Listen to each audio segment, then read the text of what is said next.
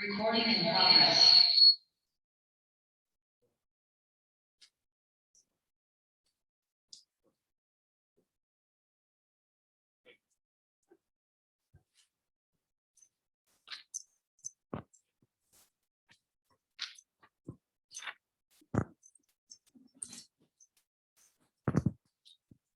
Good evening, everyone, and welcome to EmpowerU.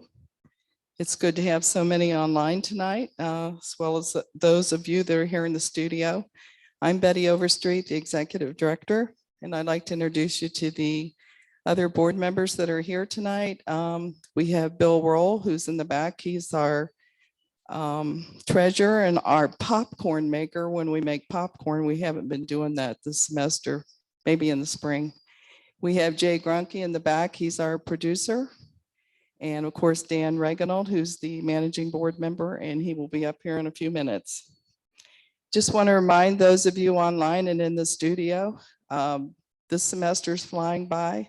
We'll soon be getting together to plan for the spring. If you have any suggestions for a class you would like us to do, please send it in to us. You can send that in to info@empoweruamerica.org. If you send it to Ohio, we'll get it anyway, but we're trying to get used to that new name. Also, we are a free university, but we do accept donations, as we do have quite a few expenses. If you would like to give, there's a donate button on the registration page. There's also a donate button on our website. And of course, if you're in the studio, we always pass around our little red buckets. If you have $1 or $2 you want to put in, we appreciate anything that you give.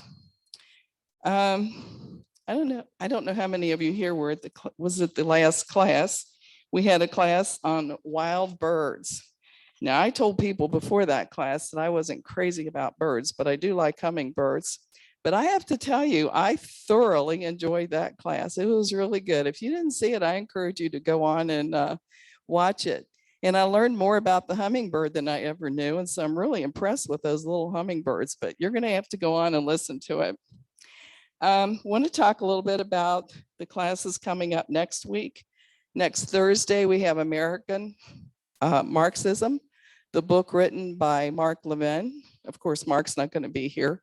We couldn't get him to come this far, but another gentleman, Luke Perry, is going to talk about that book, and he will be really good on it. And I know everybody here probably already knows what that book's about. I understand it's really good. I haven't read it myself yet. On Saturday, we have Thea Shoemake. She's going to be teaching about homeschooling.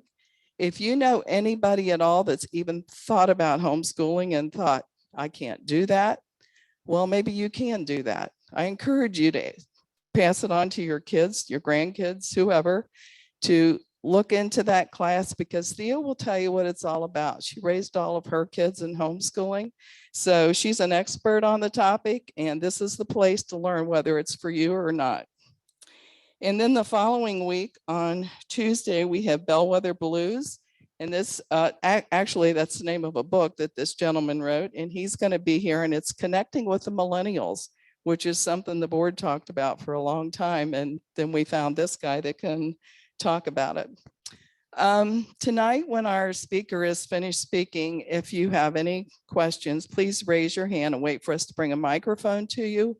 If you're not talking into a microphone, the online people can't hear you. And for those of you online, if you have a question, just drop down to the bottom of your page to the Q&A button and put your question in there. I think we're ready for door prizes, and Dan Reganold's going to come up.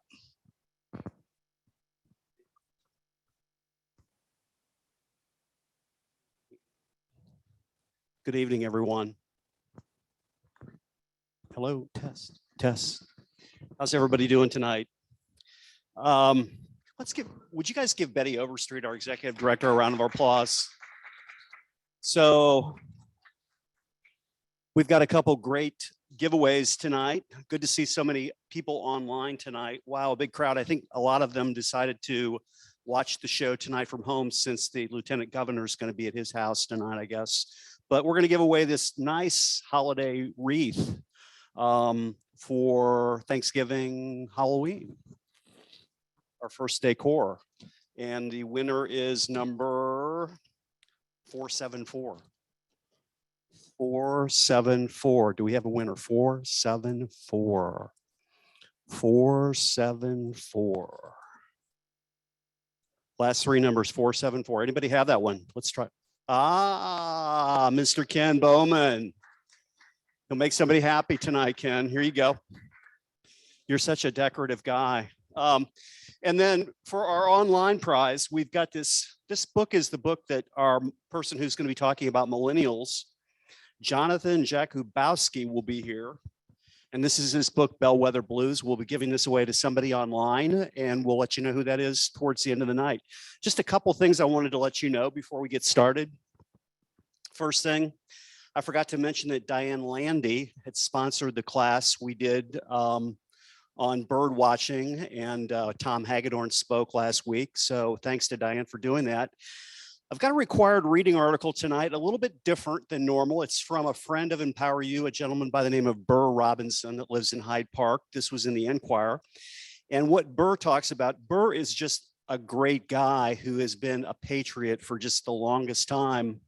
He's smarter than heck, and anything that he would write and put his name on, I would always just be really serious about the fact it's a good thing. And what Burr talks about, he volunteers at this place called the Lord's Gym downtown.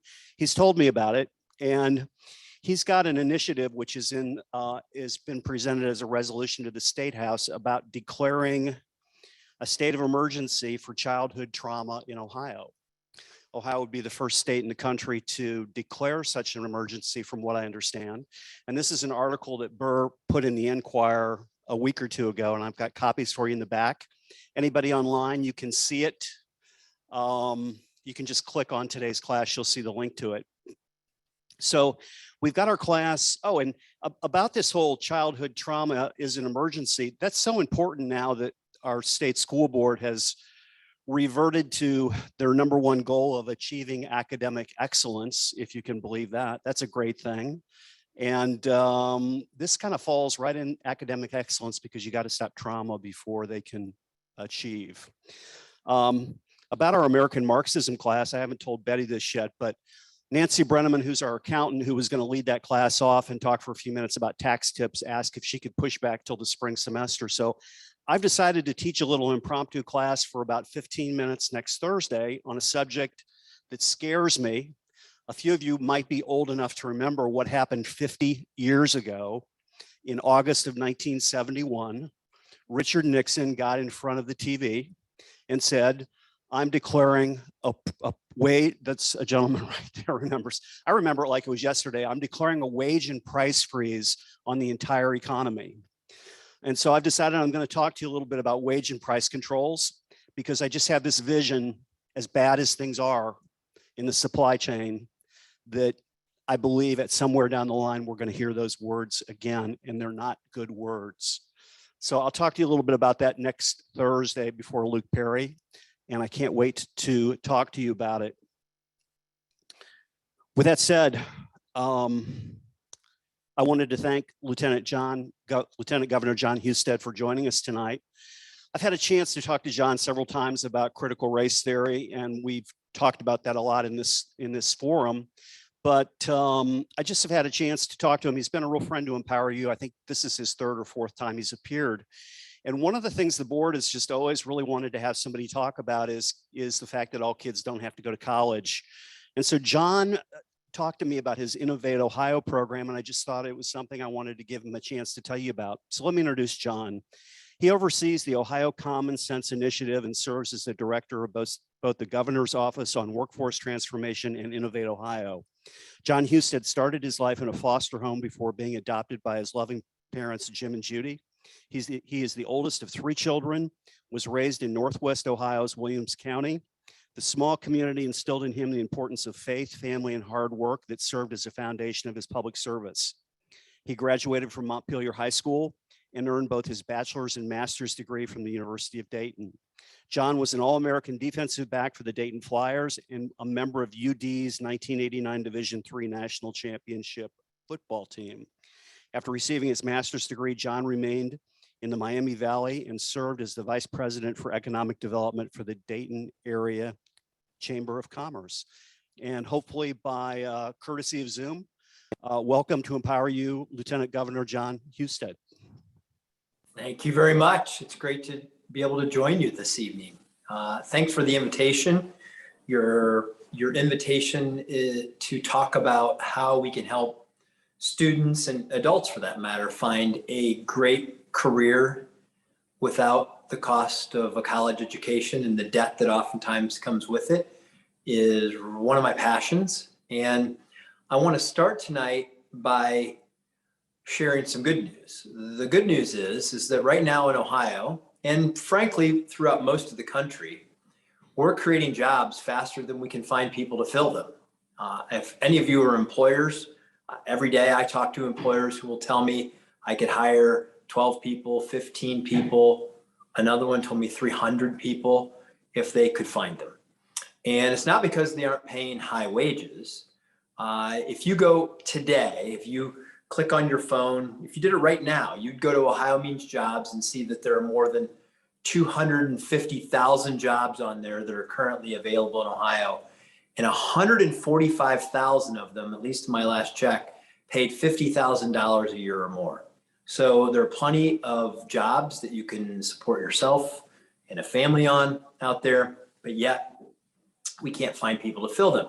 Now, one of the things that I've always believed was a deterrent for this right now is that I thought, well, we have too many people on unemployment, too many people on public assistance. So I did some checking the other day, and I found that we actually have fewer people on unemployment in Ohio today, around 50,000 people, than we did pre-pandemic, which was where we were at 60,000 people. We had an unemployment rate of around 4%, a historically low unemployment rate.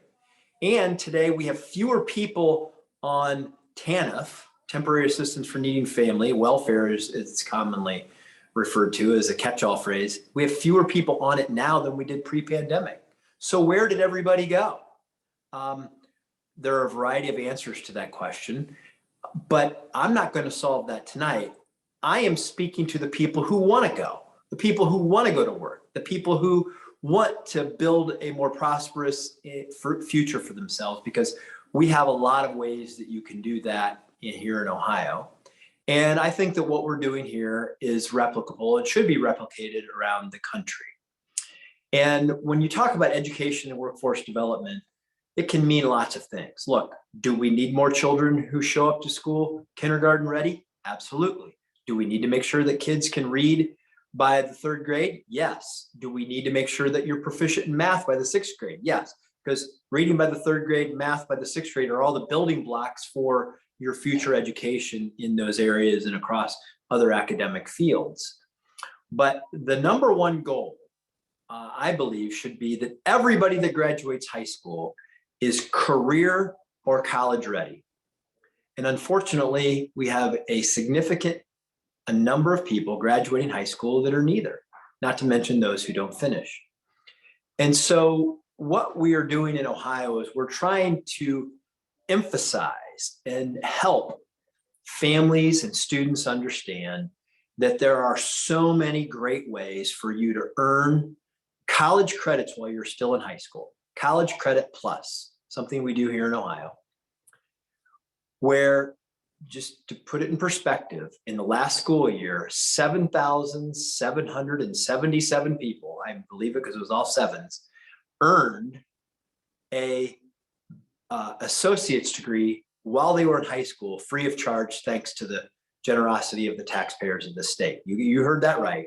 Nearly 8,000 people earned college degrees, associate's degrees, while they were in high school. Not to mention the many, many, many more tens of thousands of students who earned high school or college credits while they were in high school. Not to mention that you can also earn industry credentials. And we have in Ohio 120 pre-apprenticeship programs, many ways for you to earn industry credentials while you're in high school. Many of our career centers are doing this. Many high schools are doing this. Why? Because you don't have to go to college to get a great job. You can earn cybersecurity credentials while you're in high school. You can earn coding credentials while you're in high school. You can become a CNC machinist. You become a welder. You become a heavy machine operator. You can get a certification in robotics. And I love to tell these stories because I met a young man a couple of years ago. I'm going to pull both of these opportunities together because, by the way, more than half the students at most of our career centers are earning career credentials that'll lead to a career right after out of high school, and also earning college credits at the same time. And I met a young man who was at a career center who graduated with every certification that he could get in robotics. He had also earned enough college credits that he had an associate's degree upon graduation. And he had a job right out of high school programming robots where he was making $60,000 a year. And this global manufacturer was going to pay for this last 2 years of college so that he'd become an electrical engineer. Any way you look at it, that's a full ride scholarship. It's also a career. And this young man earned that by learning how to navigate the system. But oftentimes schools are not forthcoming about the college credit plus option. And people lead you to believe that if you go the career center path, that you also can't go to college. You can do both. You can do both of those in the state of Ohio. And I'll also use an example from Southwest Ohio. I was at Butler Tech one day, and I met a young lady who was a licensed phlebotomist. She earned that at Butler Tech. She was also going to graduate as an LPN right from Butler Tech. She was going to have 18 college credits when she graduated. She was also already working at a local hospital as a phlebotomist, and then was going to work through college as a nurse. But she wanted to be a doctor, and she was getting a head start on all of that. And just think of all the practical experience she would have. Think about the fact that she was earning, and she was going to go have more than a semester's worth of credits already in her back pocket as she heads off to college. All of these are pathways that are available today for Ohio students. You do not have to go into debt, head off to some far off place, and go to college for 4 years to think that that's the pathway to a great career. There are many, many other ways to do that in our state and in our country. And we have to break away from this model, the old school model, that's become a very unaffordable, inefficient model of going away and getting a bachelor's degree and think that leads to a job. The new way of doing things for many businesses is they want work and earn experiences at the same time, because they get to test you out, you get to test them out, you get the right fit, everybody gets to earn along the way and have success. Many career centers that I'm going to today, I went to one recently where the senior class had earned $1.5 million working 2 weeks, going to school 2 weeks in their senior year at high school. There's so many new pathways to great careers, and that's available. Everything I just described to you is available right here in Ohio, free of charge. You just got to ask about it and take advantage of it and navigate to that early enough that you can take full advantage of what we have to offer. But I also want to add one other thing, because we are not going to solve our workforce problem just with high school and college graduates. We have to help people who are already in the economy earn the credentials they need to take the jobs that are being created in our economy. I use the example of a land surveyor. A land surveyor is a job that's been around since the beginning of land. I mean, it's been around forever. George Washington was part of a land surveying team in this country. But many land surveyors are losing the need for them because we can do it with drones now. They send drones up, they can laser it, it's easy to do. So for $1,700, you can go to some of our career centers or our community colleges and get your drone pilot's license and learn to do this yourself and transition your old skills with new technology to new skills that will make you more efficient and can allow you to continue your career. But that's how a lot of careers are. You need to continue to upskill. And what we created here in Ohio, we created 2 programs. One's called IMAP, the Individualized Micro-Credential Program. And then the other one is Tech Cred. And what we do with these programs is that we will, with Tech Cred, you have an employer and they pick an employee and they pick the provider and they pick the in-demand tech skill. There are more than 1,000 of them that we will fund. And you apply for the state of Ohio to give you a grant, and we will refund you up to $2,000 the cost of earning that short-term credential, which means in that case, the Tech Cred program could have paid for your drone pilot's license, help you earn the credentials to be able to do that. And I tell you about this because it's a great win-win for the state, because a lot of education government is, we pay you to do it and we pay you for participation, but we don't know if you graduate. With the Tech Cred program, the employer picks the employee, they pick the provider, we approve that they can get it, but we don't reimburse them up to the $2,000 until they earn the credential, meaning taxpayers don't pay a dime for it until the credential is earned. And when the credential is earned, the employer gets an employee with better skills, and the employee has job security, higher earning power, and we get a return on that investment in a very, very short period of time. The IMAP program is a more individualized one for somebody that may not already have a job, and we will help that individual receive up to $3,000 for costs of their credential that will prepare them for one of these in-demand jobs. And the great news about a lot of this is that most of these programs, most of these classes you can take online. You can do them remotely. And our goal the first year with Tech Cred was to help 10,000 people earn an industry credential. We didn't know if there would be a demand. We blew past 10,000. Now we're trying to do 20,000 a year.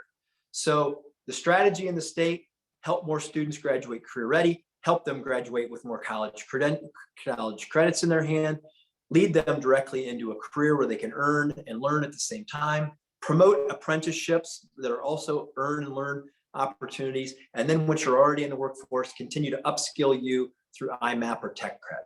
The bottom line is there are many, many pathways that lead to great careers without going into debt or the high cost of college. This is using the marketplace of innovation to help people navigate life and career and education and do it in an affordable way.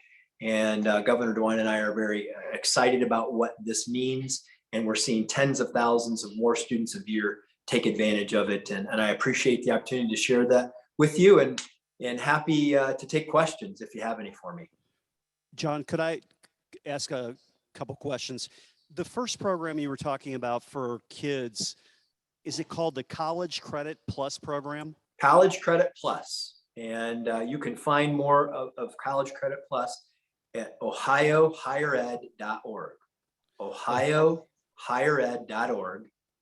And you will see that you can, I mean, literally 8th graders can participate in this program where they can take college credits if they're ready for it. I mean, you can take these college credit classes early on and put yourself in a position to leave high school with a lot of credentials in your hand, or a lot of credits in your hand.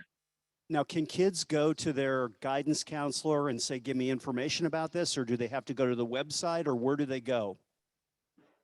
They can go to their guidance counselor. They can go to ohiohighered.org. But I will let you know, there are some schools that don't promote this because they don't get the money for it.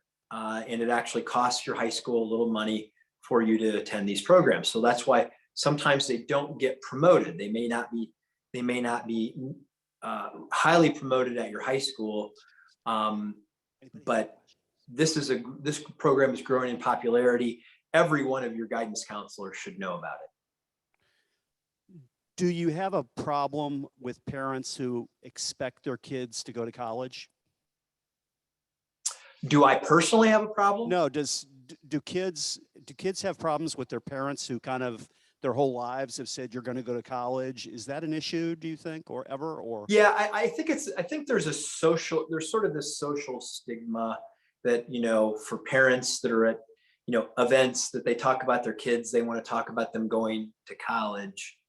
And I will tell you that it's silliness. Many kids, in some cases, we have more than 50% of students go off to college and don't finish because it wasn't right for them. And by the way, just because college isn't right for you when you're 18 doesn't mean it might not be right for you when you're 25. We all learn and are prepared for life differently. That's why I like the idea of earning career credentials and earning college credits at the same time, because it gives you choices, it gives you options, and helps you get out there into the workforce maybe a little bit earlier to really understand, because we have so many fewer students. Think about this. I think it's since the 1980s, 65% fewer students actually have jobs while they're in high school before they actually went to college. And if you've never worked, how do you know? You don't even know what work is. You've never had that experience.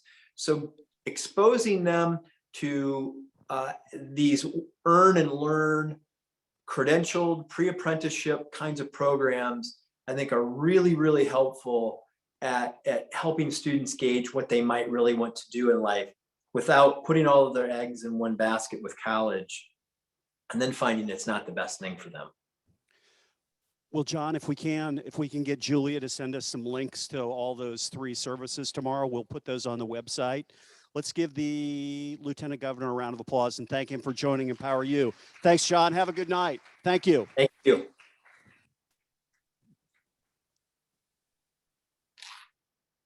I saw that Jenny Kilgore, who is our local state school board rep, just left a message. Jay, can you tell me what Jenny's message said on the website? Are you able to pull that up? I believe it's under the chat area. It says the high school has to purchase the materials, books. I have high school students at MU who are in Ohio Plus. Thank you.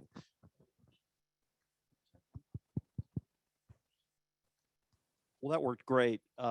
Thank you, Jay. Moving on, we're really glad to have Teresa Youngstrom here. She left such a impression on so many people last time she spoke. And thank you so much for coming back. Teresa is a seasoned registered nurse and dementia specialist. She has more than 35 years of clinical and leadership experience in healthcare. She became intensely focused on memory care when it touched her own family. Teresa is a PAC certified independent trainer under TIPA Snow. Her passion for improving the lives of people living with dementia led her to start her own business, A Better Approach to Memory Care, where she provides staff training, family consulting, and professional education. And tonight, Teresa has a sponsor too, who she's going to introduce. That sounds super important because my mother-in-law just kind of transitioned from a different home to a different one, and I really could have used the help of this gentleman. So Teresa, welcome back to EmpowerU. We're glad to have you. Much. Thank you so much for having me back tonight. Just incredible that you guys have, kept this all going all last year when so many other places weren't able to keep, speaking and doing their speaking events, and you guys just kept on going. It was so awesome. Okay. So Teresa Youngstrom is A Better Approach to Memory Care. And I wouldn't be here tonight without my sponsorship. So I'm going to bring up right now. We've got Stuart Solomon, and he's going to tell you all about his company. Thank you, Teresa. We good? Can you hear me? Good. Actually, I probably should come back in 2 weeks for the Millennial Talk. That's right up my alley. So maybe you'll see me again. Who knows? But I'm Stuart Solomon. My company is Senior Care Partners. We are a local senior advisor service. And really what that means is that we help families like yourselves and your loved ones transition into something like an assisted living, memory care, independent living. Also, we're happy to help with any skilled nursing needs, anything like that. And what the best part is that we're 100% free to you guys. And what that means is that we are here to really guide you and tell you the truth. and make sure that you guys have the right care for your loved ones as opposed to the care that you may think you need. And what we like to do is just have like I said, a hassle-free approach to making sure that you find that right care for people. So I will give my website to you guys as well to put on for the announcements, but my website is scpcincinnati.com. Please feel free to reach out to me. I'm happy to answer any questions, happy to just have a conversation with people just to help find that right fit for people. So without further ado, Teresa is here. Her and I have worked together for years, and she's incredible.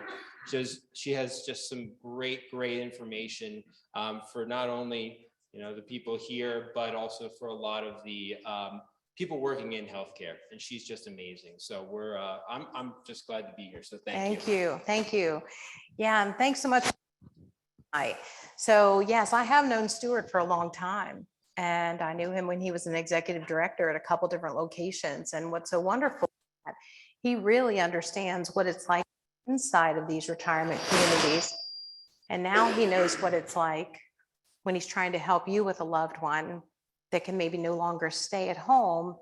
He knows all these, communities and the good ones, and where he can go and help you get into a remarkable place. So anyway, tonight, gosh, amazing going behind, Lieutenant Governor. But I'm Teresa Youngstrom, and like I said, I was here a couple of years ago. It's been a couple of years since I've been here, and a lot of things have changed. And tonight, though, we're going to talk about, gosh, how do we do the holidays? How do we enter into dealing with someone who has dementia, and how tough that can be? And if some of you don't know my story, I've been a nurse for a long time. I stopped counting at 35 years because that's a long time.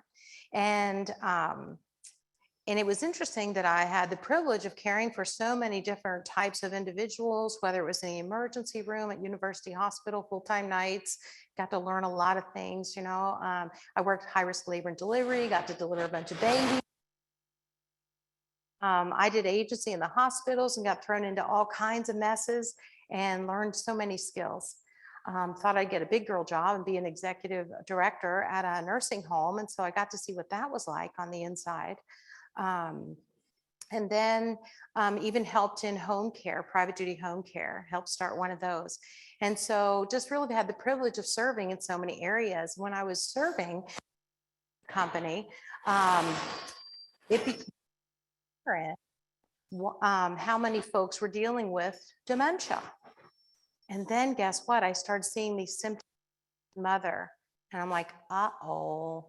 But my dad, he was kind of too close to it, to see the symptoms. He was kind of in denial because he was so close to it. So that was hard. I wanted him to get her some help, but for a long time, he just was kind of the enabler and kind of helped her. And, but the time that really helped me go start my own company is when she kicked me out of the blankety blank house. And it wasn't just that, it was blankety blank blank, you get out of this blankety blank house. And I went, what just happened? Because we had a great relationship. And that's when I knew I didn't know as enough about this as I needed to. And I got busy and I became a certified dementia practitioner. But you know what? I needed more. I'd been a nurse a long time. I've been working with these folks a pretty long time, but I thought you just be nice and then they'll just be nice to you. And won't we all just be nice together? And guess what? That's not how it works. It's a broken brain.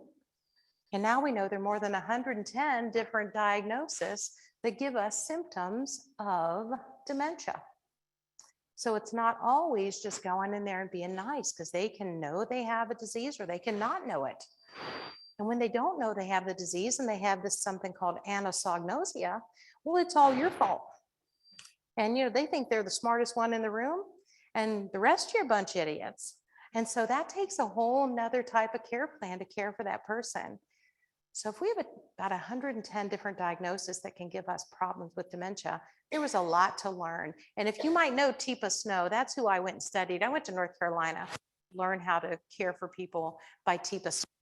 And she really, taught me so much. And that's when I started my own company, A Better Approach to Memory Care. And why I get to do things like this, like to educate people and do private, I do private interactions on Zoom with families, consultation, sometimes one person, sometimes 12. Which has been really cool. And I've been able just to do a lot of education. If there's one good thing that came out of COVID for me, well, it was becoming a Zoom queen, figuring out how to do things on Zoom, because I was able to keep teaching. I had to set up studio like Dan Betty, but I had to set up a little studio in my house with all the cameras and lights and things. I need one of those guys back there though. I need one of those guys that can fix, when it's going on. I don't have that yet. But, I've been able to still reach out and stay in business and reach out to a lot of people. And so thanks so much for having me here today. What we're going to talk about today, because there's lots of things we could talk about when you're caring for somebody with brain failure, which is what it is. But we're going to talk about surviving the holidays. Okay, surviving the holidays. And because each of your loved ones could be a little bit different. So that's what we're going to talk about. So let's talk about some of these common traditions that you have with the holidays. And how do you celebrate the holidays? Probably we're all just a little bit different. I mean, I came from a great big family. There were 8 kids, and I can think back about how we celebrated the holiday. And my goodness. And then once you get married, well, then you got to do holiday with his family and holiday with your family. And you've got your traditions. Maybe you're Jewish and you've got Hanukkah. Maybe there's Kwanzaa. We all are different. Thank God we live in America and we can celebrate just how we want to celebrate, right? So, but some of you have people over. Some of you go all to one person's house. Sometimes we all went to grandma's, right? So there's a lot of different ways that you celebrate the holidays. But then, well, let's just stop and think about, maybe if you just tell me, what's a couple things you like to do with the holiday? Can anybody share something that they do with the holiday? Is it having someone over, or is it going to someone's house? What do you guys? What do you do? Gift exchange. Okay, so gift exchange. All right, he does gift exchange. What do you do for the holiday? A lot, a little? Not much anymore. Okay, see, and that's okay, because you can. We're going to talk about that. That might be the healthiest thing to do in your situation. And sometimes I have to be able to tell a family, you know what, in your situation right now with your mom or dad as sick as he is right now, let's just not endure the holiday. Let's see what we can do to make it work for everybody. What do you need? What do I need? What do they need? Right? Anybody else? Is anybody who bakes cookies?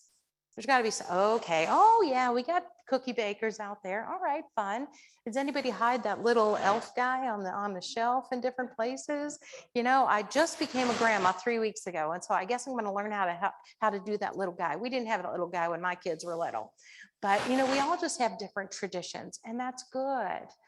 But if we throw into the situation someone who has dementia, you know what? It can change everything. And so that's what we're going to talk about tonight. I'm also completely open to your questions. So if any time I get a thought in your head and you don't want to forget it and you're like, oh, I need to ask this right now, that's good with me. Okay. I'll be able to pick right up and go again. So be sure and stop me. All right. So what are the potential challenges with holidays if we're dealing with who's got a person living with dementia? That's what the PLWD means. Person living with dementia. So if you see it again, that's what that means, okay? So, it's a chronic brain debilitating disease, and they're always changing. And so that's what's really hard with this. So it isn't squared in right. I'm sorry about that. But that is what's really hard about this disorder, is that depending on what part of your brain is having trouble, your symptoms will be different. So if you've met one person with dementia, guess what? You've met one person with dementia. And they might be different from how your neighbors acted, or how your dad or your grandma or someone like that acted, or how my mother acted, And so we got to kind of figure it out. And so it can be unpredictable. And so we really have to start making a plan to figure out what's going to work best. We do know that overstimulation leads to agitation, but we know social isolation can lead to depression. Have we seen enough social isolation in the last year and a half?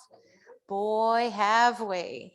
And I tell you what, a lot of my patients, a lot of my residents really, really struggled with failure to thrive, because you might have told them, oh, you know what, there's a pandemic and that's why you can't leave your room. Well, most of them don't have a good hippocampus, and that's where my short-term memory. In that case, you don't remember. And then in 5 more minutes, you're trying to come out of your room because you need to go to the activity room at this hour. Okay, wow, it was really hard, and folks were getting in trouble and they were getting reprimanded and they didn't understand. And some of them felt, what did I do? I must have hurt somebody. Did I hurt somebody? I didn't mean to hurt anybody. But then the next day it was coming out of the room again, because their routine was that they came out and went to that activity room. So it's been hard. And it hasn't just been hard for the individuals. It's really been hard for the people that work there too. Because having run one of those in the past, and you ran one of those in the past, having run those in the past, wow, so hard on those people, because you know what, it's nice to have you designated family members who are caring for that individual, because you're coming in all the time, bringing them their special favorite things and making sure they're eating their meals and doing fun things with them, maybe taking them out, or maybe, and all the time, we have the dog walkers coming in all the time. A little just music, guitar people, singing people, all different activities. And during the pandemic, boy, it really stopped. And that was very, very, very challenging for those folks. So challenging on both ends. So we need to really step back and think, who are these traditions really helping? Our tradition, your holiday tradition, whatever it might be, whatever spiritual faith, religion it might follow, whatever your holiday, who is it serving? And to figure out, gosh, are we going to, is it going to help anybody? Is it going to help you? Is it going to help me? Do you really need, I need this? What do I want? What do I need? And maybe let's think it through a little bit better. What does the person living with dementia want or need? Or they may be a little further down the slide now that they may not even know it's a holiday unless you tell them we're not going to be able to go again. And that breaks my heart. I don't want you to have to give them any negative news, right? I want to really try and give them as much positive news as we can.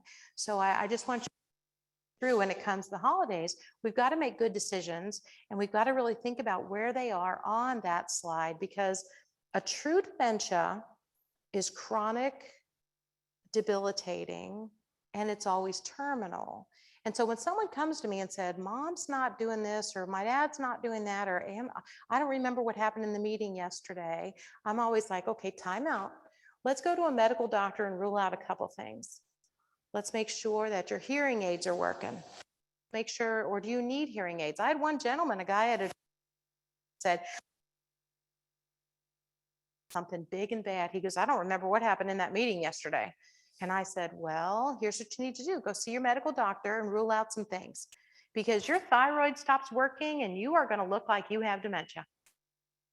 And I actually had a gentleman who came to me, his wife came to me, and once we got him checked out, found out it was his thyroid. He was 81 years old. And by the time he was 82, they had his medicine, his supplement back in, and he was back. Guys, back 100%. That's not dementia, okay? So important to go to the medical doctor and get things ruled out. It could be a side effect of too much alcohol. It could be a low B vitamin issue. There are lots of things, but none of those things are actually a true dementia. You might have a delirium from it, but delirium is different. And like urinary tract infection,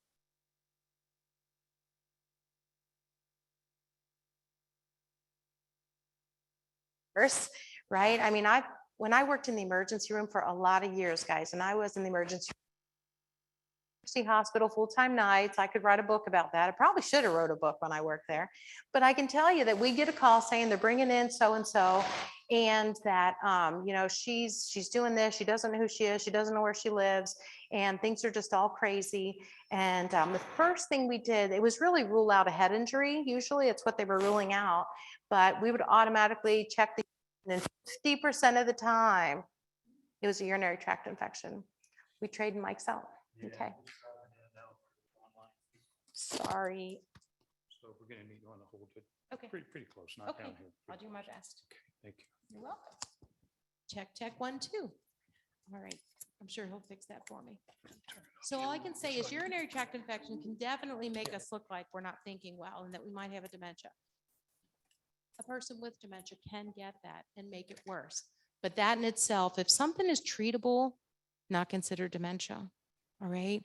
But plenty of you, how many of you know someone or have cared for someone in your family has had some form of a dementia, like my mother? Yeah, it's kind of all around us, guys. And statistically speaking, what we found is that by the time we're past the halfway mark that I'm past now, that about 25% of the population will have some symptoms of dementia.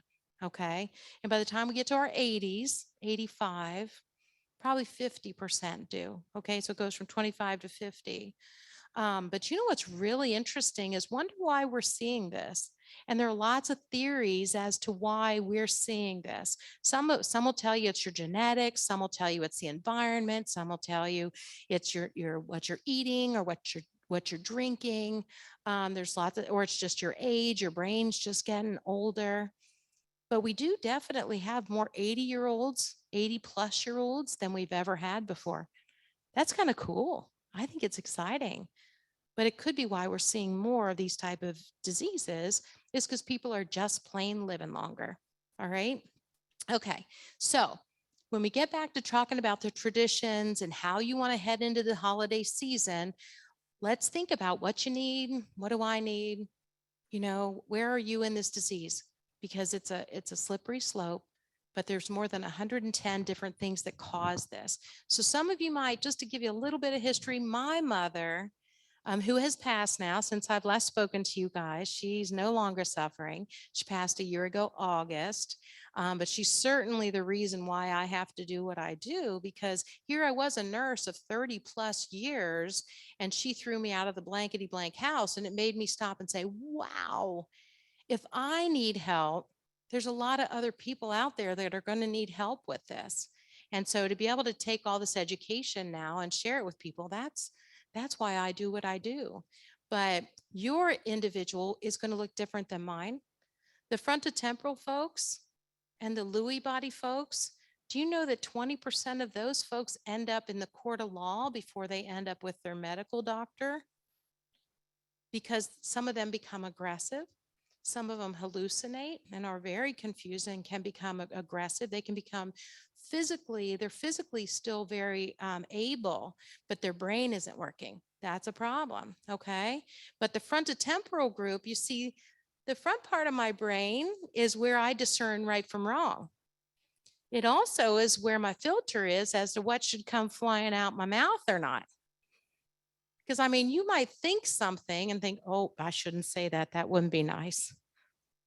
But these folks can't always control that. Eventually, they can't control it at all. And you see folks getting divorces and they end up in the court of law. And nobody realizes that they have a brain failure. They have a brain disease. And it's not till later down the road that we realize. I had a gentleman during COVID who came out of his room after he had been told not to. Okay. And the gal came up behind him and put her arms around him to kind of pull him back. He was only in his 60s. And although his mind wasn't great, his body was in very good condition. When she came up from behind him, he sort of thought he'd been assaulted. Now, what do you do if someone startles you from behind and comes around and grabs you from behind? But you belt him. Yeah, well, he kind of tossed her over onto her backside on the floor. But guess who went to jail? My guy. My guy went to jail. And I'm like, wait a minute, guys. You can't approach him from behind. He thinks he's been startled. You're going to get his amygdala fired up and he's going to react. But just there are a lot of people that don't know that. It took me 5 days to get him out of jail, but we did. because everyone just doesn't understand this disease so much. So anyway, just a little side note as to why I do what I do. But that's why when we're heading into the holidays, guys, we just need to talk a little bit about what the plan is. What the plan is when you're loving on someone, or you know friends that are taking care of someone. And just so you know, your friends that are taking care of someone with dementia, they need your help. You see, if they just had a baby, you know that people are lining up to take them food and dinner and everything. Or if they maybe broke their hip, again, people are lining up to bring food and help. But with this dementia thing, we're usually afraid of that. We're not sure why you do what you do and why you say what you say. And I just want to tell you, they still need help. So when I counsel with a family, I frequently say, okay, you probably have church friends, you have neighbors, you have friends around you that want to help and just don't know how to help. But you know what? You can make a calendar and plug those folks in, and they could come in and just sit with dad and do checkers with him, because that's what he loves. Now, your dad might not like checkers, but yours would. All right. But yours would love the puzzle and hers wouldn't.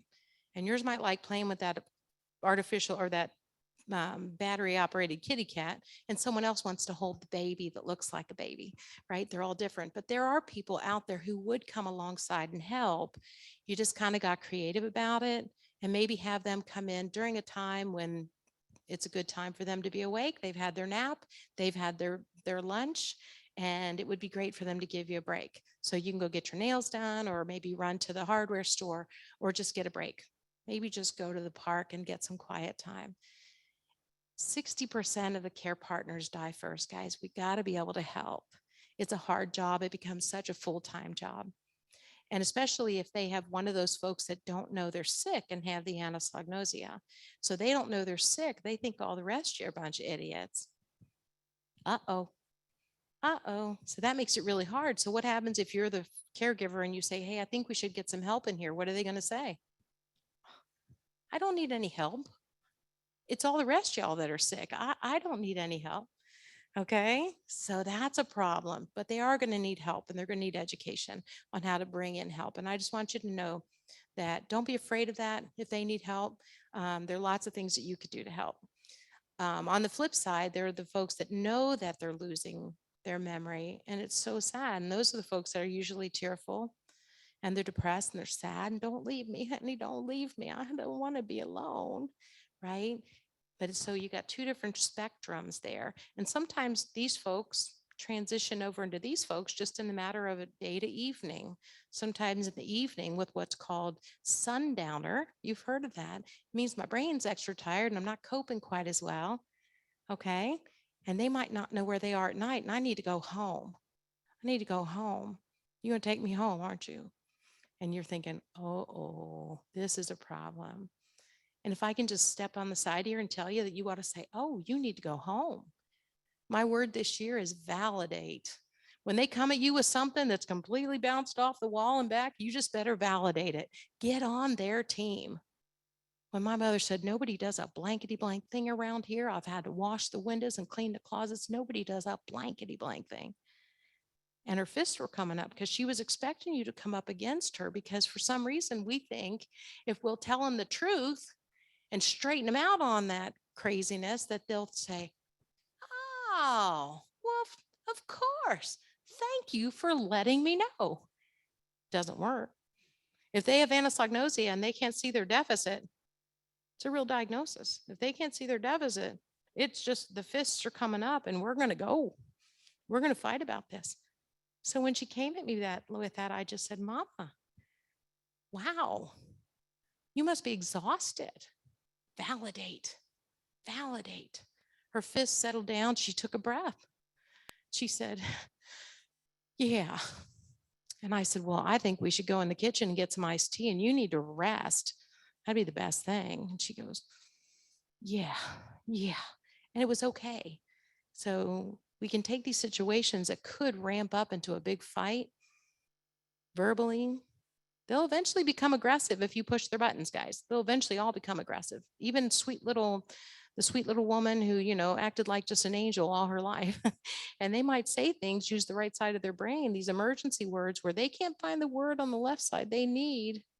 So they'll go to an emergency word, and it might be ugly. It might be a cuss word. It Might be a racial slur. It's just whatever's going to come out, whatever's front and center. But can I tell you that when they use those words, that frequently there's pain, fear, or anxiety going on? Pain, fear, or anxiety. And we need to be a detective and not a judge. And we need to just take a breath. And if nothing else, just repeat back to them whatever they said. I got to go home. You got to go home. You got to get something there or something else. And if they're really mad, turn your body sideways a little bit, because this is a lot less threatening to someone than if I'm standing there with my hands on my hips thinking, oh, are we going to do this again? Right? And we're really going to go. I come in at you like this. And if my tone is getting pretty serious, okay, so take a breath, turn your body sideways. You need to go home or something else. You need to go to the bathroom there or something else. You need to get your coat or something else. And see if you can get on their team with this. All right. I am now training first responders. Crazy, crazy. Fire and EMS. You know what? They are so excited to hear this. I had no idea if they would be receptive or not. But guess what? They tell me that when companies like ours, like a nursing home or something, calls them because someone is not thinking clearly, and now the fists are going, there might even be blood showing already, right? It could have gotten really out of hand. They said, where's our magic wand? We don't have a magic wand when we come in. And what they do have are big drugs, to knock the person down mentally, but that's not always great. And wow, we had some great training on how they can validate and get on that person's team. So anyway, I got off on a side note for you, but let's continue to talk. Should the goal with planning your holidays just be to endure it? And I want to say no. I don't want you just to endure the holiday with this loved one. I want you to come up with a better plan. And that's where we're going to go tonight. So, because if you go to my website, there's lots of things we can talk about. But tonight we're talking about how to survive the holiday. So let's investigate some solutions for these holiday traditions. So let's choose wisely. Okay, so the person with dementia, if they're still at home, I want you to really think about what we could do to make it enjoyable for them, to make it less stressful for the family, okay?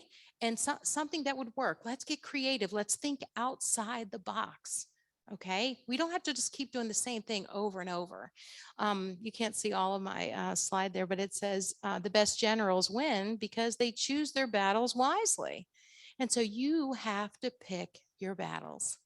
There's so many things that you can accept and agree with when we're talking about someone that has dementia. If they tell you, it's 1942 and we're in the dead of winter and wow, it snowed again last night. And I want you to say, and that is amazing. I know, isn't that amazing? This weather in Cincinnati is just amazing. And I want you just to roll with that. Okay. We don't always need to come up against them and try and straighten things out. I've already told you that trying to instill the truth into them rarely ever works. Okay, I mean, way early in this disease, maybe, but for the most part, going with the flow is your best bet. Just go with the flow, and because most of it doesn't matter anyway. I don't want you to fight with them anyway. Here's the thing you guys need to know. These people that have brain failures, different types of brain failures, the Alzheimer's, the Lewy body, the frontotemporal, those vascular dementia folks, you know what? They rarely remember the words that you say. They remember how you make them feel, okay? They remember how you make them feel, and they'll remember. And eventually, if you're a fixer like me, and I wanted to just fix things for my mom until I learned better. I wanted just to fix it for her. And my dad wanted to straighten her out on it. And neither of which worked well. But eventually we learned, thankfully, and put in some new plans to get along with her. And were able to then stay in a great relationship with her throughout the end of that. And she had anosognosia, did not know she was sick up until the day she passed. Okay, we just quit talking about dementia. Why bother? She didn't believe it anyway, and it just didn't matter. So we were just going to love her through it. You kind of have to just join them on their journey, guys, wherever they are, and then stay with them on that journey. And when it comes to the holidays, you're going to have to figure out what's going to work for them. And it's going to be different for each one of these people, how it's going to work out. whether they'll endure lots of stimulation, meaning lots of people coming. We had a big family, 8 kids, 40 grandkids, 20 great grandkids. And, you know, if your family's determined on having that great big party, it's going to be tough. So let's talk about some better strategies for those of you. Whether you're the person living with dementia or the caregiver, there are times for you to retreat and regroup. All right, so don't be afraid to do that. So call a family meeting. Call a family meeting at somebody's house and get everybody who's involved together, either on Zoom at someone's house. And let's talk about what's coming up and let's come up with a game plan. Because it might be better for you guys. It might be better for, instead of bringing all those people together, maybe we divide and conquer. And maybe we separate that out and we do the holiday differently. And maybe you guys visit on Friday, and maybe you guys visit on Saturday, and then we wait till the following Thursday, and maybe we break it up like that. And maybe instead of doing dinner time, we do noontime, because that's when they're awake and excited, more excited to see you. So there's things like that we can do. Do you include the person living with dementia in those meetings? What do you guys think? I'm seeing mixed emotion. It is mixed and it's hard. I would say 90% of the time we don't. And that's just because my brain is damaged and I'm not going to understand everything you're going to be talking about. And frequently it just puts in my mind that I can't trust all of you anyway, can I? Okay. And that can damage your relationship with that person. And we don't want that to happen. So sometimes we can talk a lot more openly about situations, about what's going on, what she's doing that you need help with. Why does she get up at 2 o'clock in the morning and go to the front door and open the door and go out on the porch? That scares you to death. What do we do about that? You know, why does she, for some reason, take the lunch meat? And this is a true story. And this lady would lay the lunch meat out across the front of the sofa, leather couch. And that's how she fed the dogs. And that was her thing. And so you got to pick your battles. Just yesterday, I was talking to a family who said that for some reason, Granny takes the garbage can out of the bathroom and she brings it out in the living room and she sits in the middle of the living room. And what do they do about that? And I said, well, I'm not going to fight about that one. That one's not that big a deal, right? But you got some family members that are packing their bags because they got to get out there. They got to get home. They got to go home. Guys, they can be living 40 years in the past, and that home is not the home that they're thinking it should be. So what do? You know, it might be one of these where you're like, oh, you need to go home. Well, you know what? Come with me, because we better make a list of what you need to take with you, because you got some stuff here. I wouldn't want you to forget a thing. And I'm going to validate their issue. That is important. My goodness, I didn't even think of that. We should go make a list though, because, well, you got your coat and you got your shoes too. Oh, and my goodness, you got toiletries. Yeah, if you don't have your powder, you're not going to be happy. Okay, let's write that down. You know what I was thinking too? Why don't we get some lunch while we're in there? And see, I'm steering her away. I'm steering her away from that need to go home.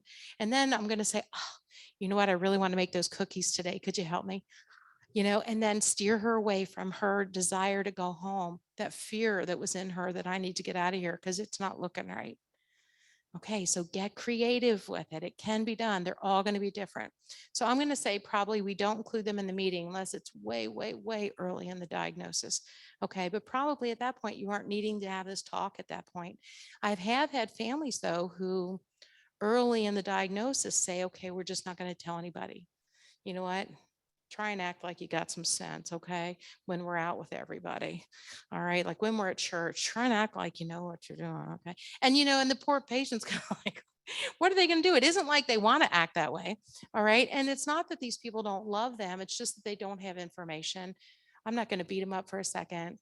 They just don't have the information to know how to deal with it and how to do things better and to do things right. I'd love to talk with them about some strategies on how to do it. Because honestly, keeping them going out as long as you can is a great thing until it gets to a point where it's not comfortable and they're more agitated to go out than it is to stay at home and maybe have a person or two come to the house. So what is a must? What is a should? and what is, but we could.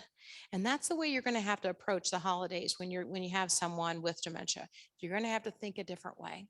But the caregiver person has to ask for help. I'm telling you guys, eventually the caregiver will have to bring help in, or they're going to have to go to another location. All right. It's just the way things are. And you know what else? Some of us are caregivers. Some of us are better managers, and that's okay. Thank God there are different people, right? So some of the kids in my family could change my mom's diaper, and some of them, no way, Jose, stop right there. I'm not doing it. But yet they could manage other things, and they could order supplies for me or something like that, something else.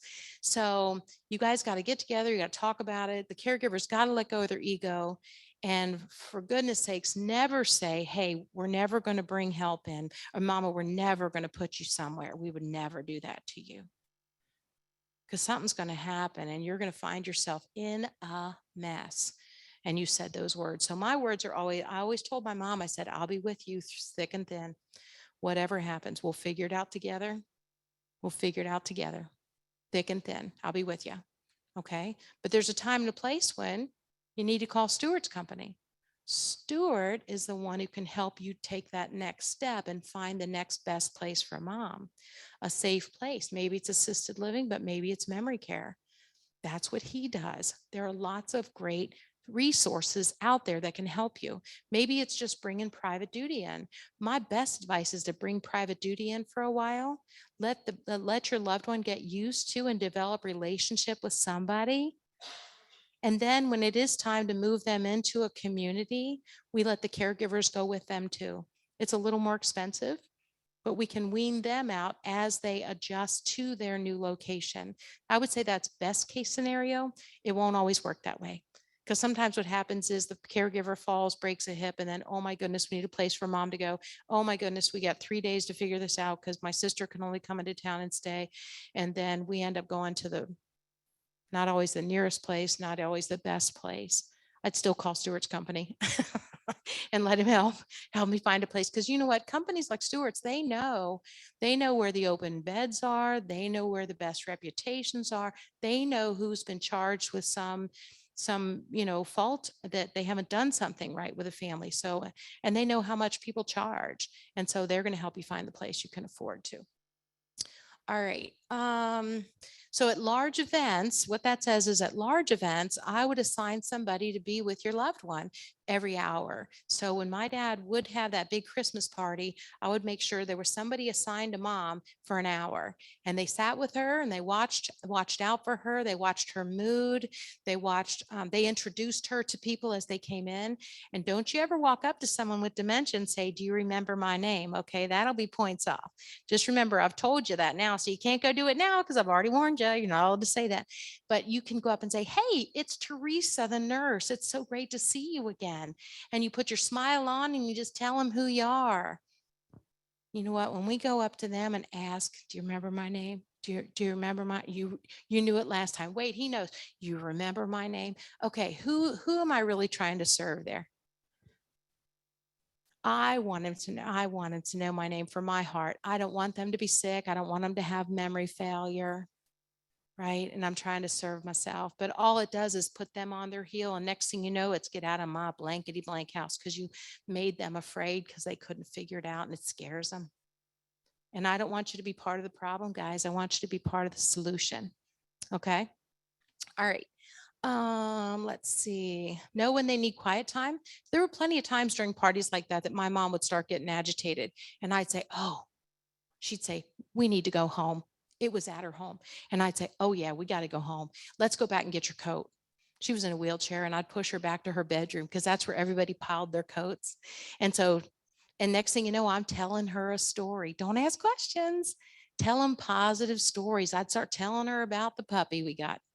The puppy was 4 years old. It didn't matter, guys. When I found a story that made her smile, I'm going to save that story and we're going to keep telling it.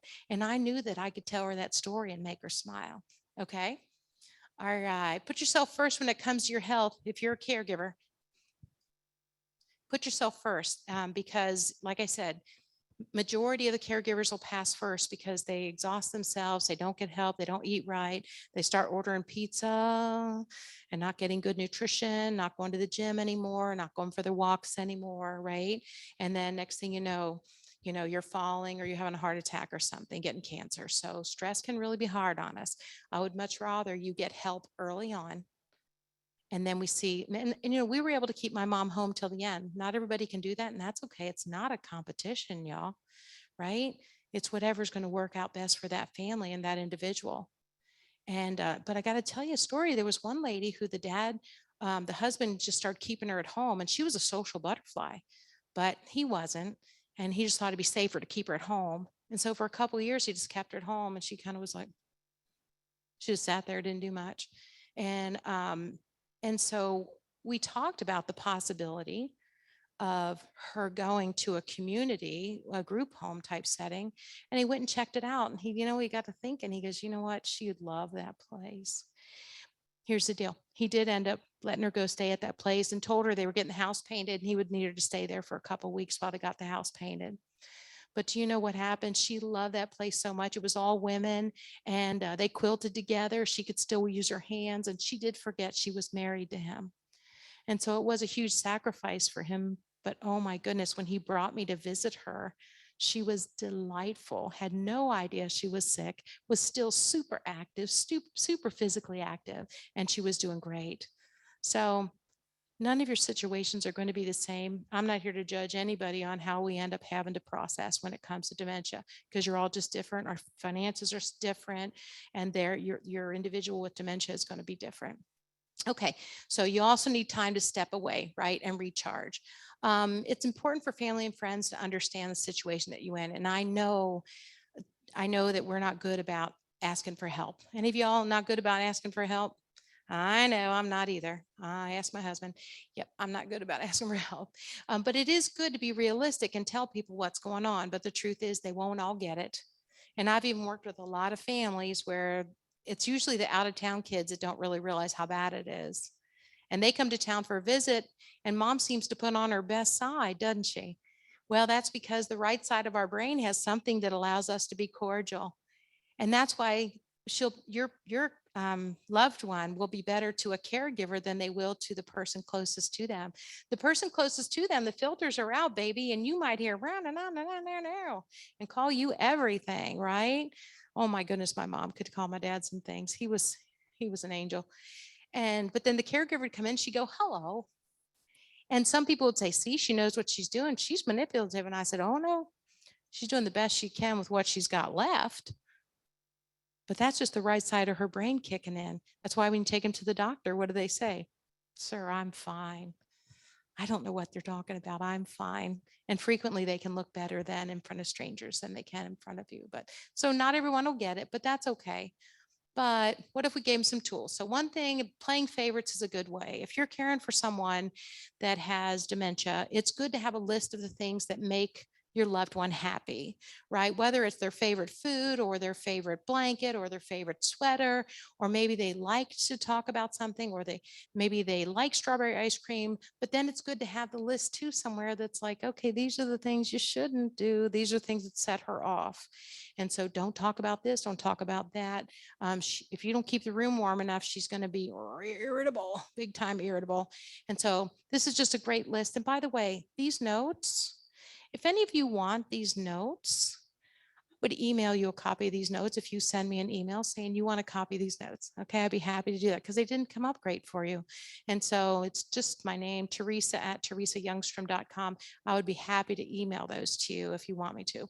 But anyway, so it's just good to have mom's favorite things.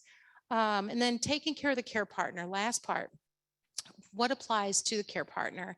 So they need to acknowledge their feelings and just admit how hard it is and get help, okay? Reach out to family, community. There are people in the community that want to help. And every time I've counseled with families, and then they're like, you know what? That guy across the street said he'd come over, and that lady from church said she would certainly help. And remember her schoolmate that still has lunch with her? She'd come and bring lunch. And there are people out there, guys, who want to help. Encourage them to be realistic. Sometimes you have a loved one that's too close to the situation and they're not realistic about how bad mom or dad is. Okay. I just counseled with a family. They thought it'd be okay to move that person into independent living. Well, you change their location, and let me tell you, everything seems to change and they'll spiral down because now not only is their brain broken in certain areas, they don't remember people's names, but now they don't know where the bathroom is. They don't know how to use a toaster and they can't find any food to eat. And the list goes on, and they can get quite upset about it. And so I don't want that to happen to you. It won't be perfect, guys, so let it go. When you have challenging days, it's like good days and bad days, 2 steps forward. Some days there's just steps back. But caregivers have to learn to say no.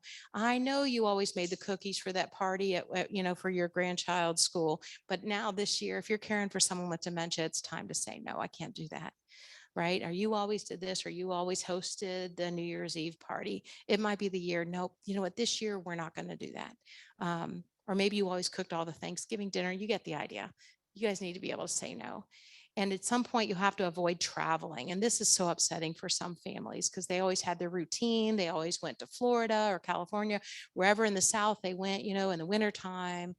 And that becomes too aggravating to the person with dementia, and they're going to have to not do that. So that's really hard. Some families, families grow and change, and traditions, will have to change. We just got to figure that out. We got to choose to have a few things that we just want to hold on to, but be able to let go of some of the things that just are not going to work anymore. We can create new things like being online. You can maybe do online with some family members, FaceTime or on Zoom, and exchange interactions like that. And then the person with dementia, as soon as they're done, they're starting to get irritated or agitated or too tired. It's time to be done, and we can be done. And you didn't have to drive 100 miles or 400 miles, right, to get to that point. So to have a bad experience. So we can exchange pictures instead of gifts to save money. There's lots of creative things we can do to stick to the budget. And then we definitely should seek professional help when needed. Okay. All right. What's in your holiday mug? So I just want to show you I wanted to talk to you just about something to wrap it up. So I want to talk to you about your holiday mug. So in this mug, well, what's in this mug? We don't know, do we? We don't know because we can't see what's coming.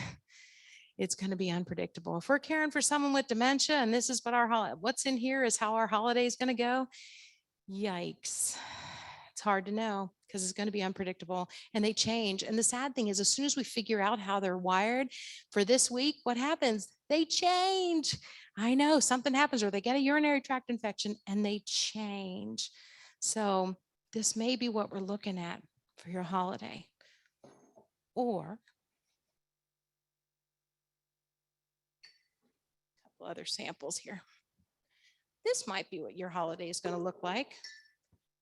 Can you see that? There's just a little bit of water in the bottom. Oh, it's not going to be much of a holiday. So much missing. Gosh, I'm going to be grieving that. We're not going to get to do A, B, or C.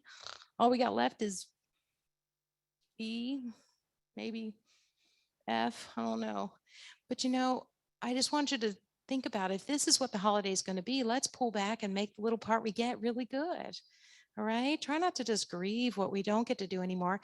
And some of you have memories about how you did, Christmas when you were a little kid and what that looked like. And then how you did Christmas when you had kids at your house, and how you did Christmas when your kids were all big and they lived around here, and they don't live around here anymore, do they? I know, me either. So let's just, if this is what you got, this is what it's going to be. Well, we might have to be creative with it, but there's still some joy to find there. Maybe we celebrate more with just, maybe we just send cards to some people. And do you know, if your loved one has dementia, my mom could re-look at those Christmas cards every day, sometimes 3 times a day, and just get so much joy that someone sent her a card, and you can reuse those things over and over again and still bring them so much joy. The first time a snowflake came, that was a celebration. Putting a bird feeder smack dab on the window in their bedroom where the birds are coming right up in their, on their window. So much fun, so easy, so inexpensive, not a big deal. Okay, yes, I know the squirrels are going to be in there. That's part of it, living in Cincinnati, but it still can be a lot of fun. Some of you, your holiday looks kind of murky. maybe this is what you've been doing. Maybe this is what you've been doing for a while now. Well, guys, let me empower you. Put that down. You know what? No one said we just have to keep enduring this. No one said we have to just keep doing over and over and over again. Now that you got some wisdom about this, we got options. We got options. We got choices. We can pick our battles, can't we?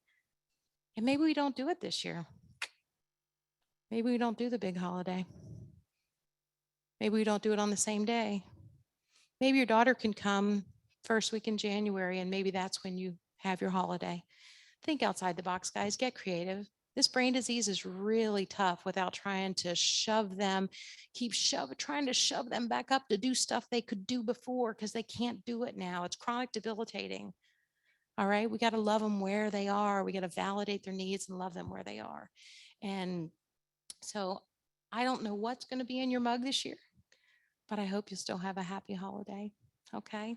Teresa Youngstrom, A Better Approach to Memory Care. So I am open to any questions. Who's got a question for Teresa? Yes. When do you know when the appropriate time to maybe not get mom from maybe her house, maybe not include a parent or a loved one, maybe keeping them at the assisted living or memory care and changing that scenery? Is there a point when you suggest maybe not including a loved one? So let's say, moving environment is always never a positive thing, but some people can and some people can't. Is there a point when you shouldn't change someone's environment? Great question. So I told you before that when we changed their location, when we changed my location, boy, things can really spiral down. Now, some of them will readjust. My best advice is always that you want to bring in private duty first and then move them with the private duty. But there's a time and a place. I mean, as long as they're doing okay at home. I mean, have you ever heard of the nun study? I don't think I talked about this 2 years ago with you guys. There was a study about some sisters in a convent. And the interesting thing was that why did it seem like they didn't get the same amount of dementia as the rest of us? Is it because they're religious? What is it?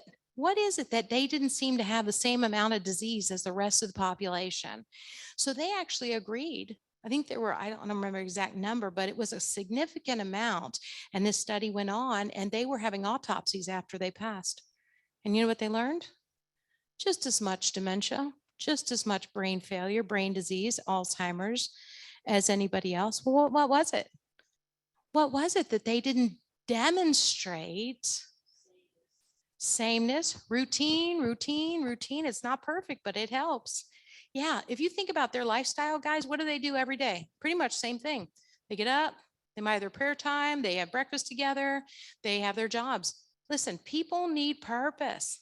People need a job. You can't expect someone just to sit in their recliner and stare out the window, okay? Or watch that stinking TV. They need a job. Questions? Right here. My name's Ken. What's your experience has been with changes in medication?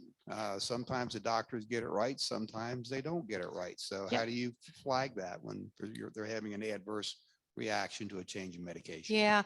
So the best advice about medications is that when I researched the medications that we use, and we did just have a new medication come out this year, but it's just for your mild cognitive impairment, people with early stage. It's not for those folks that are having big time symptoms down the road. But honestly, we've done a terrible job on medications for dementia. The last medication before this year was like 2002. That's a long time. When I did the homework on the medications that are out there, and I did the homework, I found that the medications that we use, the Ariceps, the Namandas and things, were 40% effective according to the pharmaceutical books. I mean, I dug right in. I wanted to see, and I researched with a pharmacist on this. They were really 40% effective, but 40% have side effects that are intolerable. So, if it did help, and the thing is, guys, what you have to understand about the medications we have, none of them stop the brain cells from dying. they are able to chemically or physically help the brain cells talk to each other and share information. But a lot of it depends on what type of dementia that you have. And so it's good to do a lot of the research and find out what part of the brain is really being effective. But if the side effects, I mean, if you get chronic diarrhea, but it's helping you think better, what are we going to do with that? I mean, I'm not sure we've solved anything. We may have given another problem. My best advice about medications is that don't let them give you 3 prescriptions at one time. Don't start 3 new medications at one time. Start 1. Try that for a month. Give it a positive, negative. Here's a question. My name is Mel. It seems to me as though one of the most important things that you can do is to know the person. And I guess I have 2 questions about that. One, is there times when just not doing the holiday with them is best? Second would be, is there any activities that can help flatten that slope? Flatten the slope, like how fast they decline. Yeah, I mean, that is really tough, and they're all going to progress at different times. And it has a lot to do, how fast they progress, guys, has a lot to do with their comorbidities. And so does this person have type 2 diabetes? Do they have, lung disease? Do they have heart disease? Have they had heart attacks? And so those are things that we can't really control. There are things we can control, guys, and there are things we can't control. We can control how much time we spend with them. We can control the location we put them in. We cannot control the disease itself. We have not figured out a way to slow the rate at which brain cells die. We've only been able to have some medications that could temporarily help brain cells talk to each other, but if it's only 40% effective, the side effects might be worse. I'm not saying you guys that are especially at home or taking the medication, if it's working, by all means do it. By all means, if you're in that category, by all means do it. But that I think knowing their routine and keeping them in a routine is a good thing. Let's focus on good nutrition. Maybe we try and clean up and that they're eating foods that are the way God made them, okay? And not a lot of processed foods. We're drinking plenty of water. We're getting plenty of sleep. These are all things that help your brain work well. You got to sleep in order for your brain to dispose of debris. Question. Okay. Yep. Hi, I'm Cynthia. I have a question about if you're considering putting someone in some kind of a home or assisted living. Companies like organizations like Stewart's, and I've seen, a place for mom on ads on TV. Yep. I don't understand their business model. If we don't pay for the help, how are they compensated and how do we know that they're objective? Yep. And that's a great question. And I know Stuart, so I know he's a man of integrity. I have worked with companies that just plain get a deal, and I've got a nursing home and you're one of those companies and we just plain do it. You just plain send them all my way. There are companies like that. I'd be lying if I didn't tell you that was true. But the reason I have Stuart here is because I know he's a man of integrity. We do have a couple better companies in Cincinnati that do place these folks, and then that company ends up paying them. But what you're going to find is he's going to work with you, get to know your loved one so that we can come up with the best place. It'll never be perfect though. None of the places are perfect. And right now they're all short staffed. Honestly, they're all short staffed. So it's really hard, but if in a perfect world, I would try and keep them at home with private duty. If it gets to the point where it's killing the caregiver, it's out of balance, somebody's getting killed in the process, then they need to go somewhere. But if you could afford to bring help in first, I would do that first. Question. Millie, Hi, Millie. I know you said that the traveling where they've been before and they've been there a long time. How about new places? Is it okay to take them to new places? It's very challenging. You'll know when you can't do it anymore. I just hope that you'll stop doing it before the explosion happens. Okay. Because like here, for example, I had a family call and say, oh my gosh, we were taking dad. Snowbirds, we always go to Florida. We always stop halfway and get a hotel. And in the middle of the night, he's climbing over beds, knocking plants down because guys, in the middle of the night, can you get up and go to the bathroom usually with the lights out? Because you know where everything is. You know where the dog lays, you know where the laundry basket is, you know where the bathroom is, right? Or you've got a nightlight. But these folks, in their mind, have an idea where the bathroom is supposed to be too. And you take them and put them in a hotel overnight, even though they lay down like they know what's going on. They wake up and start knocking things down and hurt themselves. They can break their leg. It can turn into a disaster. So I would watch for the symptoms. I'd watch for agitation. I'd watch for them getting irritated. Be careful, but they'll reach a point where you can't travel anymore. Teresa, we have one more question. Okay. Okay, well, this is from online, and the question is, this person is asking, are there any specific things about diet or foods that might mitigate symptoms for some people? Yeah, well, it's interesting that they tend to crave sweets. They tend to crave sweets, but you and I both know that that's probably not the best thing that's good for them. And so what I would make sure you've got healthy snacks in the house, if they can still eat, some finger food, some grapes, or cut up an apple, or maybe some clementine pieces or something. I would try and go as natural as you can. Or if you're going to need to do a cracker, a carb or something, make sure and combine it with a protein. I'm not the doctor, but I can tell you is that just like you feel better when you're eating healthy food, that they'll feel better too. Okay. And then I would say, we're not going to do caffeine after a certain hour, just like we have to. They need to have the amount of fluid that they need. So I would just say, I just want them to eat as naturally as they can. But there's going to come a point where they lose the skill fingers and they're not going to use their fork very well. And that'd be another class for us. But, and they're going to need to use their finger food to pick up things, and they're not going to be happy with you feeding them. So we'll have to talk again about that. Anyway, I can't tell you guys everything I know, but it's been such a pleasure to be here tonight. You can go to my website, and there's some podcasts there and some interviews there, or we can do we can do something with your organization, or we can do a private consult. Let's thank our speaker, who was great. Thank you so much. Sorry So to run over. one last question. If somebody has a question they don't feel they got answered tonight, best to send you an email or what? Yeah, that'd be fine. Teresa@teresayoungstrom.com. Yeah, I would be happy. If you need notes though, be sure and tell me what night. Because I'm doing a lot of speaking events. And so tell me what night and what we taught. So this would be surviving the holidays with dementia. I also want to let you know, I've got cards in the back, and I've got hand sanitizers for you. Nice hand sanitizer. So help yourself with Pick up on those. the way out. Thanks again, Teresa. We really appreciate you coming. Thank you. One more My round of pleasure. applause for her, please.